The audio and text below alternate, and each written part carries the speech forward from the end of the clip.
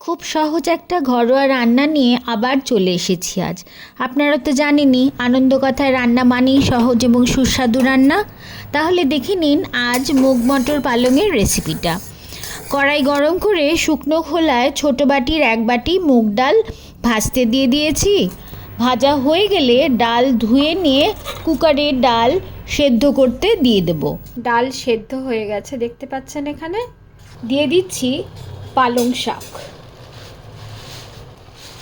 Fresh পালং শাক আছে, ডালের মধ্যে পালং শাক দিয়ে দিলাম। আর দিয়ে দিচ্ছি কিছুটা মটরশুঁটি আর কয়েকটা কাঁচা লঙ্কা দিয়ে জাস্ট ওপর থেকে একটুখানি ঢেকে দিলেই হবে। পালং শাকটা নরম হয়ে গেলে তারপরে খুলে নিচ্ছি। দেখতে পাচ্ছেন সমস্ত পালং শাক আর মটরশুঁটি একদম নরম হয়ে গেছে।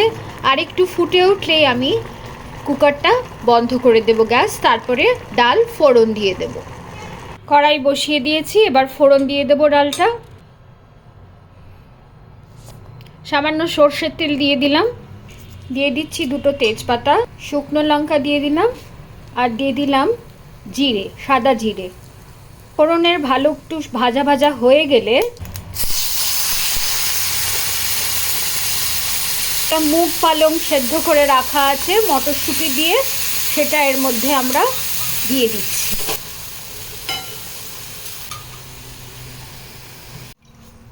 কুকারটা ধুয়ে বাকি যেটুকুন লেগেছিল সেই জলটাও দিয়ে দিচ্ছি।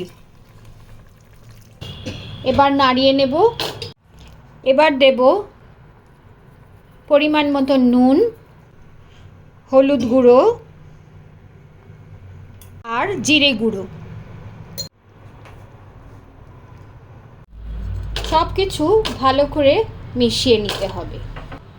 এই ডালটা বানানোর সময় ডালটা একটু গোটা গোটা থাকে, একদম গলিয়ে ফেললে খেতে খুব একটা ভালো লাগে না। সেটা ভাত দিয়েই খান আর রুটি দিয়েই খান।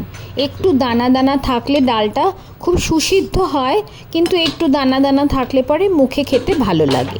কোনো মশলা ছাড়া খুবই একটা হেলদি রেসিপি। দেখতেই পাচ্ছেন এখানে ভরপুর ফাইবার আছে, ভিটামিন আছে, প্রোটিন আছে। প্রচণ্ড ভালো একটা রেসিপি, বাচ্চাদের বড়দের সবার জন্য খুব ভালো।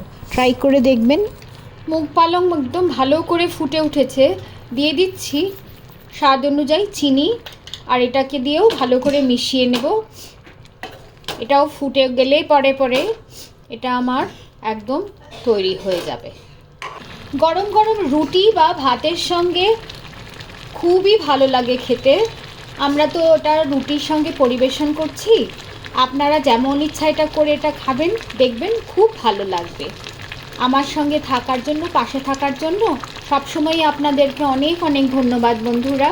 সিম্পল রেসিপিটা ট্রাই করে জানাবেন বন্ধুরা আপনাদের কেমন লাগলো। যারা ডায়েট করেন তারা অবশ্যই খেতে পারেন। ভালো লাগলে লাইক শেয়ার করবেন আর সাবস্ক্রাইব করে পাশে থাকবেন প্লিজ। অনেক অনেক ধন্যবাদ আপনাদের সবাইকে। সবাই ভালো থাকবেন, সুস্থ থাকবেন।